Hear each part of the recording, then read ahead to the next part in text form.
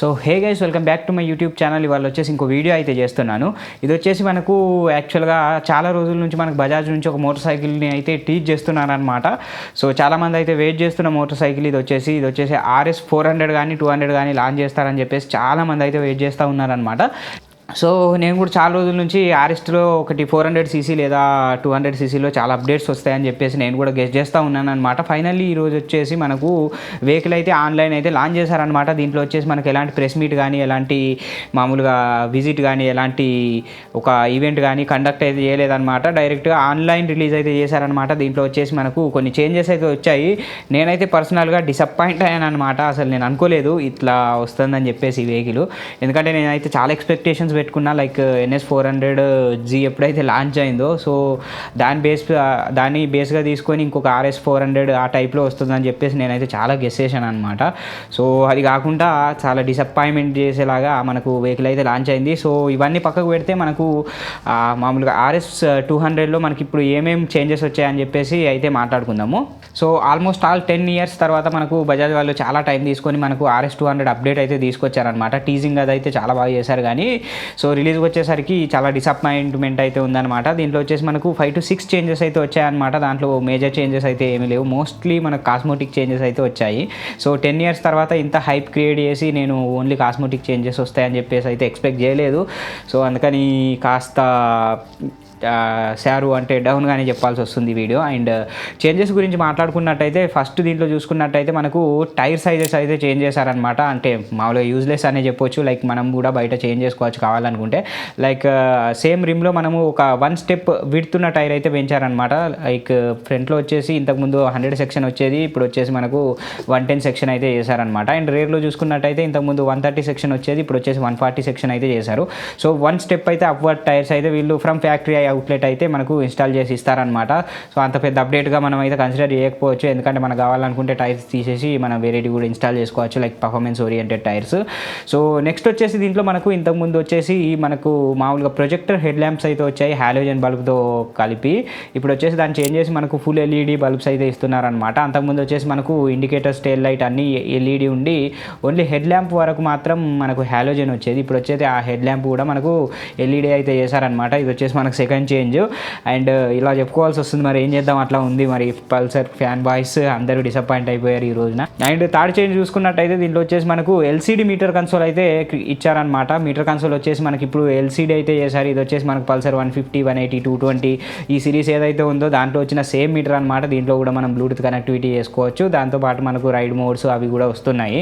దీంట్లో వచ్చేసి మనకు ఇప్పుడు 3 రైడ్ మోడ్స్ అయితే వస్తున్నాయి అనమాట. రైడ్ మోడ్స్ అంటే మామూలుగా పవర్ అండ్ టార్క్లో ఏం చేంజెస్ అయితే ఉండవు.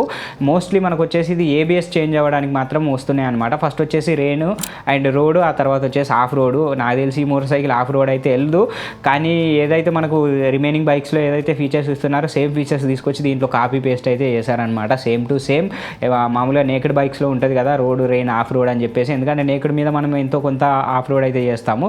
దీంట్లో నాకు తెలిసి కాస్త ట్రాక్ మోడ్ బేస్డ్గా ఏదైనా మోడ్ తెచ్చుంటే బాగుండని చెప్పేసి నేను అనుకున్నా, కానీ అది కూడా డిసప్పాయింట్ అయితే చేశారనమాట.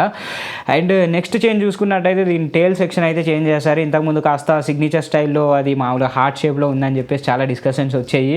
అది అంత అట్రాక్టివ్గా ఉండేది కాదు. మామూలుగా NSతో కంపేర్ చేసుకున్నట్టయితే RS అంత అట్రాక్టివ్గా ఉండేది కాదనమాట.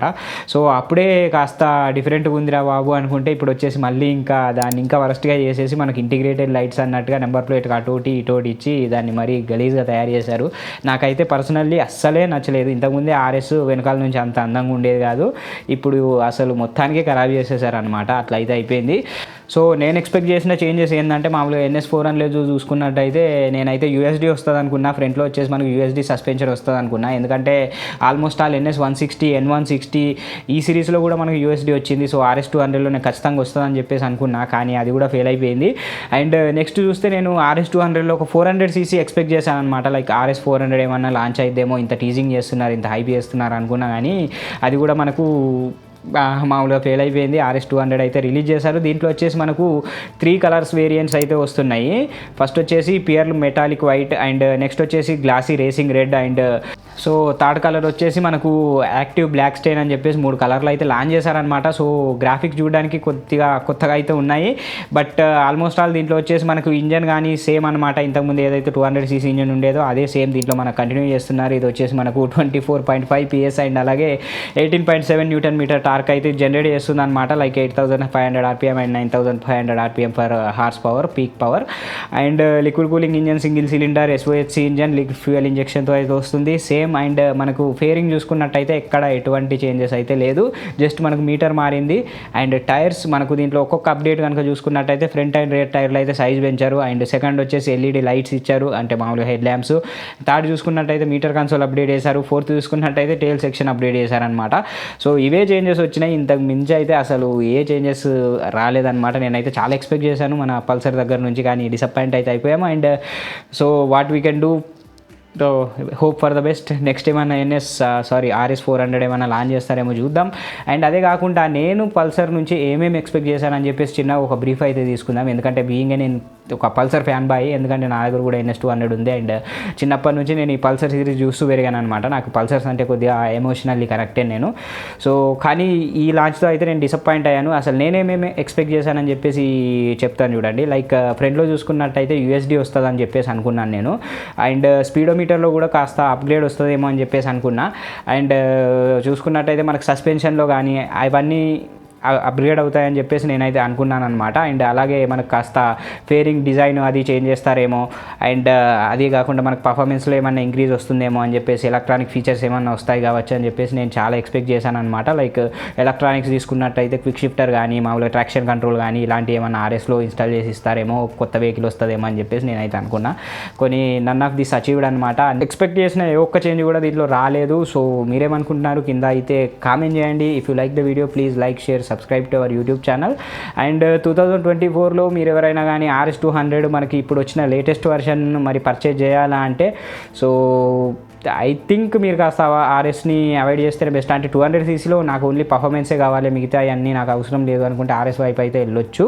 అండ్ అది కాకుండా నాకు కాస్త ఎలక్ట్రానిక్స్ ఇప్పుడున్న ఫీచర్స్ అన్నీ కావాలనుకుంటే RSని పక్కన పెట్టి వేరే మోటార్ సైకిల్ని తీసుకునేది బెస్ట్. లైక్ KTM RC 200 కానీ, లైక్ CBR 250R కానీ, అది కాకపోతే మనకి Yamaha R15 కానీ. సో R15 అయితే మనం ఖచ్చితంగా మెచ్చుకోవాలి, ఎందుకంటే టైం టు టైం అప్డేట్స్ కానీ, దాంట్లో ఉన్న ఎలక్ట్రానిక్స్ కానీ చాలా బెటర్గా అయితే వస్తున్నాయి. సో నేను పల్సర్ నుంచి అయితే ఇది ఎక్స్పెక్ట్ చేయలేదు. సో మీరేమనుకుంటున్నారో కింద కామెంట్ చేయండి. If you like the video please like, share, subscribe to our YouTube channel. ఇంకో వీడియోతో మళ్ళీ కలుద్దాం. Thank you, bye bye.